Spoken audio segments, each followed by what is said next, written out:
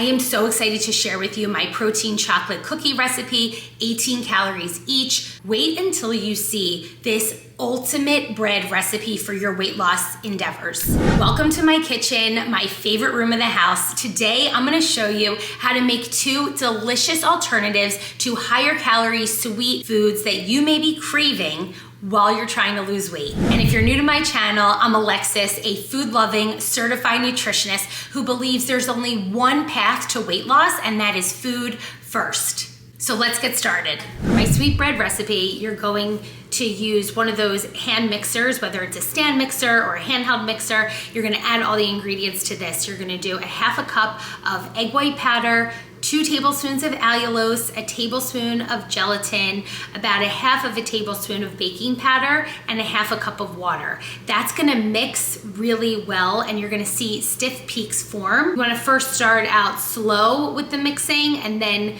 speed up, and then it's going to form stiff peaks.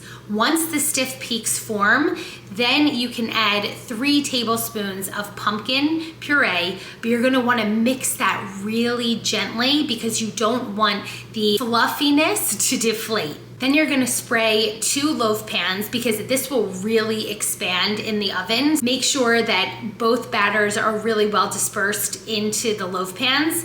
And then you're just gonna pop it in the oven at 325 for around 25 minutes. You want to leave these loaves in the oven with the oven turned off at the end of the baking so that everything that rose doesn't deflate. Next up for my chocolate cookies, this is so simple. All you need is an electric mixer, and you're gonna add 2 egg whites, a 1/3 cup of pumpkin puree, a 1/4 cup of white sugar substitute, and a 1/4 cup of brown sugar substitute, which makes it really sweet, almost like molasses, but for 0 calories. And then you're gonna pulse that together really well until it makes like a fluffy consistency. Once it reaches a fluffy consistency, now we're gonna add our chocolate protein powder, about a 1/4 of a cup, which seems to be about a scoop from the protein powder mixes. And after you add that scoop, you're going to want to add my secret weapon, about a tablespoon of gelatin, and then about a teaspoon of black cocoa powder. Black cocoa powder tastes almost like an Oreo cookie. It's so delicious and has significant health benefits. After you add a little bit of baking powder, you're gonna mix it up again. And I found that the batter needed something a little bit extra. So instead of adding flour, I added wheat bran, which adds fiber to the cookies, so even better. And then I distributed 11 cookies evenly onto a baking sheet. I like using silicone baking sheets because they're reusable and you don't have to throw away parchment paper every time you use it. And then of course, for a little fun and a little crunch, I add some sprinkles right on top. I pop these in the oven at 350 for around 20 minutes, and they come out beautifully. They're like those Tate's Thin cookies. Have you ever had them? But we didn't use oil, we didn't use butter, we didn't use anything that's going to make these cookies high calorie. So these are gonna be 18 calorie cookies rather than 100 calorie cookies, meaning you could have around 4 for the price of 1.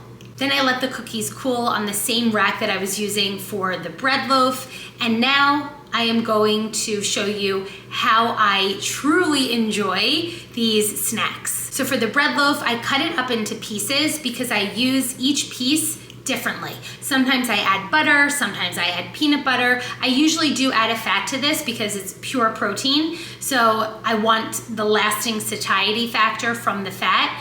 Here I'm using peanut butter powder. This was a dessert, it wasn't a snack, so I didn't need the lasting energy or the lasting satiety that a fat would provide me. So I just used the peanut butter powder to lower the amount of calories and still enjoy a nice sweet treat. So after I reconstituted the peanut butter powder with a little water, I added this to my bread, and then of course added a little bit of jelly to make my favorite peanut butter and jelly. So good.